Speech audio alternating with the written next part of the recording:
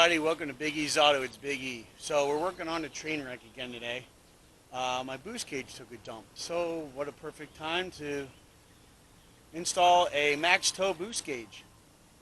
I'm going to show some of the rundown. I started the install, but I'm going to show you what I did up to this point and some of the advantages I see.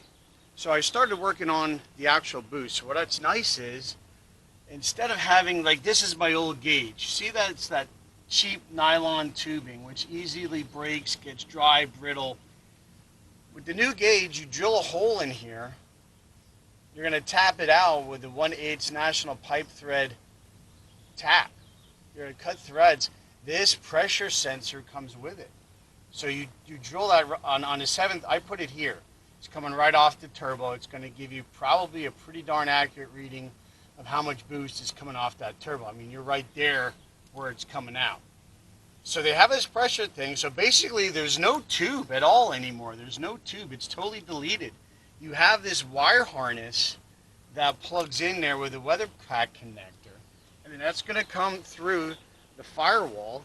I had a little bit of an issue getting it through the firewall because you got to drill your hole big enough. But then this is the plug.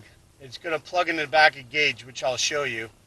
So I like the idea that there's no nylon tube that could crack, leak, come undone, whatever. I like that. There's no little ferrules to deal with and fittings to worry about if they're tight or not. It's all done. It's all, once you drill that hole in your intake and you tap that out, you're done with that. Basically, it's just you put that pressure switch in, you plug it into the back of the gauge, which that I'll show. But as of right now, you can see I'm working on the wiring part. I had to make the wires longer. So I put some shrink wrap here because I soldered, the colors on. Again, we have that orange wire. If you watched my video on the EGT gauge, which is right there, if you watch my video on that, it's the same wiring. This is for your dimmer switch. You can also hook this up to your parking lights. It'll make the gauge dim when you turn the lights on.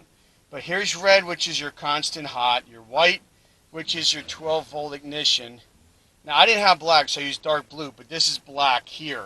So I'm going to use that as my ground, to ground the gauge. So basically, you only need those 3 wires. And again, it's a plug. You're going to plug it into the back of the gauge. I like the idea that there's no fittings, there's no tubing that can break, none of that stuff. That stuff's all deleted with this. Everything's all electric.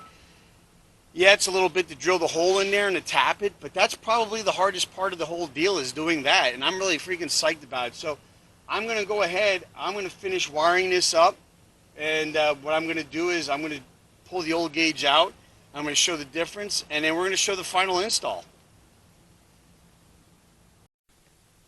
Alright guys, so I'm going to show you the difference. Here's the old gauge that we took out of the truck.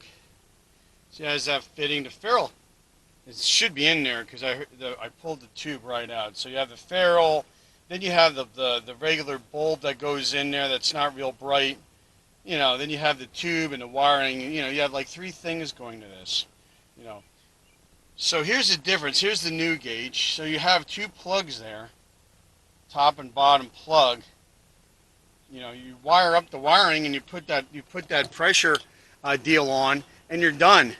So basically, what I can do, let me see if I can set the camera up. I don't know if I can, where you're going to see me do this. But basically what we're going to do, we have our wires here. Let's see if I can zoom in a little bit on this. You have your one wire. They only fit one way, so this is the smaller one. I'm trying to have you see it. The smaller one's going to go on your bottom, okay? At least it should. It's going to make a liar out of me. So we're going to go ahead, we're going to plug that in to here, like that. And then we have our bigger plug, which is going to plug into the top port of the gauge. It should, unless, oh no, I have it the wrong way. It still goes in the top, but you got to be careful that, okay, so now they're snapped in. So now you have them